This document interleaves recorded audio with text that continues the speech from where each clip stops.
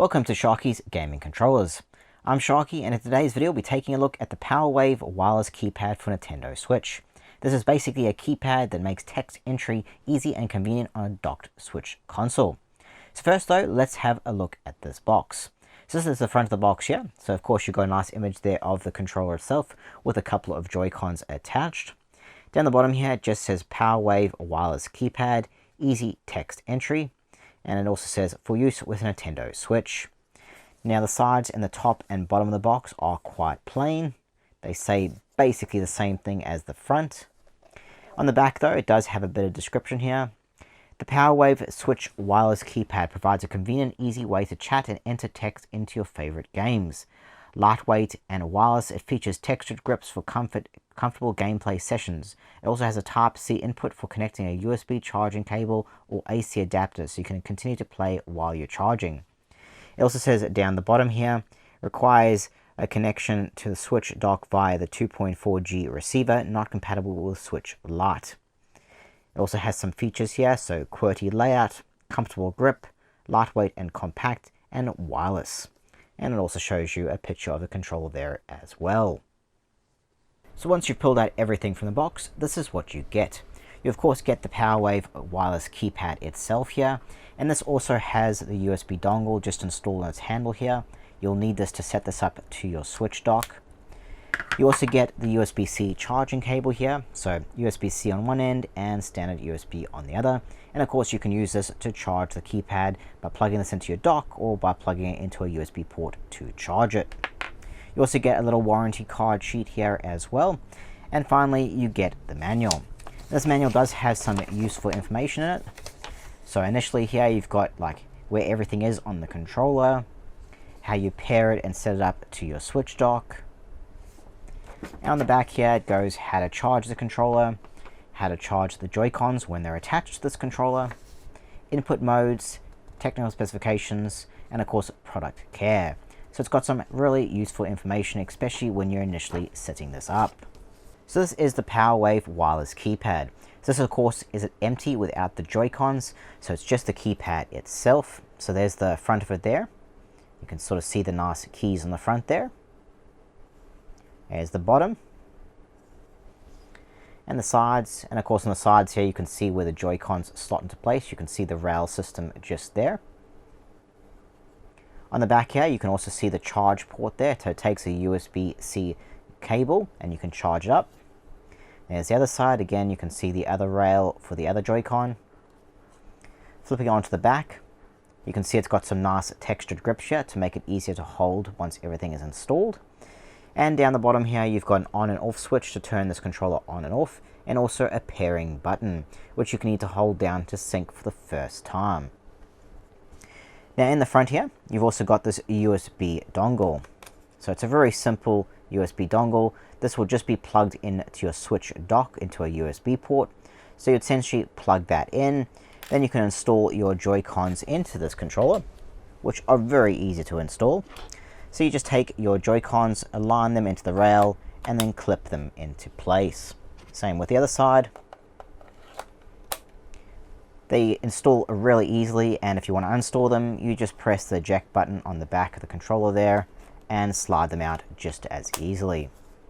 So essentially once you've got your Joy-Cons installed, to set this up is incredibly easy. All you need to do is grab that USB dongle, like I said, plug that in to your Switch dock, have your Joy-Cons installed, then you need to pair this with your console. And to do that, you just have to turn this on. So you flick this on, and you want to hold down this pairing button here. You hold that down, and essentially when you turn this on, this light here will come on or flash. Now of course there's no console in range right now, so it won't do anything.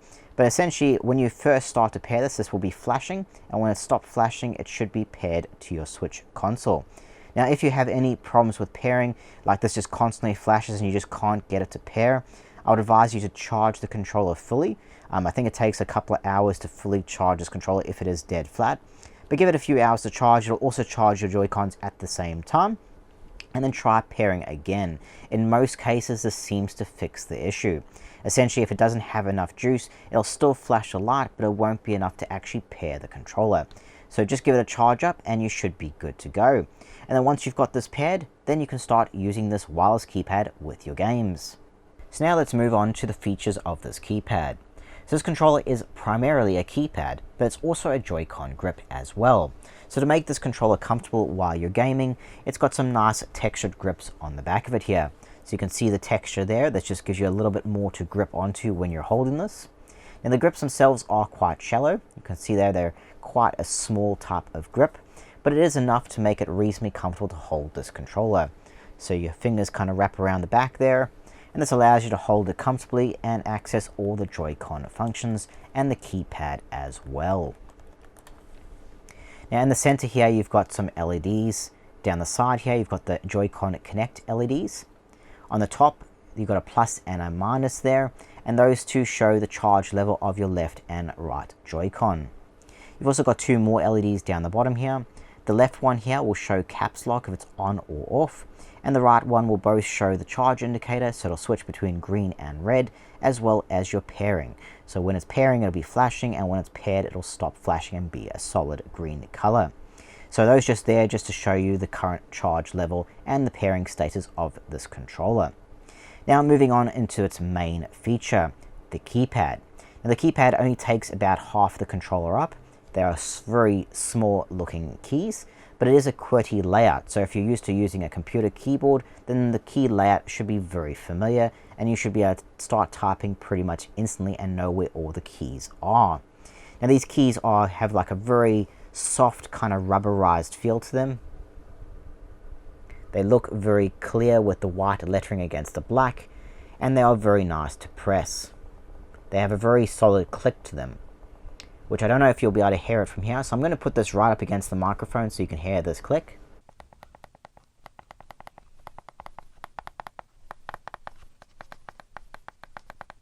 They've got a really nice solid click to them. So when you press down a key, you know you've pressed down that key. Now there are a few ways to type with this controller. You of course could just use one finger and use your fingertip to press the keys, and this works quite well with minimum errors. You could also use your fingernail as well. It does reduce the amount of errors because you're just using a less surface area. Because the biggest thing with this is accidentally pressing two keys by either going too far over or just not pressing it properly and accidentally pressing two keys at once. So using a fingernail will probably reduce that. But you could also use your fingertip as well. Either way it works pretty well. I also try to use my thumbs like this. You do have to stretch over a bit depending on how you want to split the keyboard, but it does work. I did find I accidentally pressed a few keys just because your thumbs are a little bit bigger, so you're more prone to pressing more keys at once. Although I would say, like, whichever way you want to type, whether it be with your thumbs or just one finger, you could just get used to it. So once you've used this controller for a while, you kind of know where to put your fingers, and sort of you'll get used to it quite quickly. But it feels quite nice to type with whichever way you would like to go.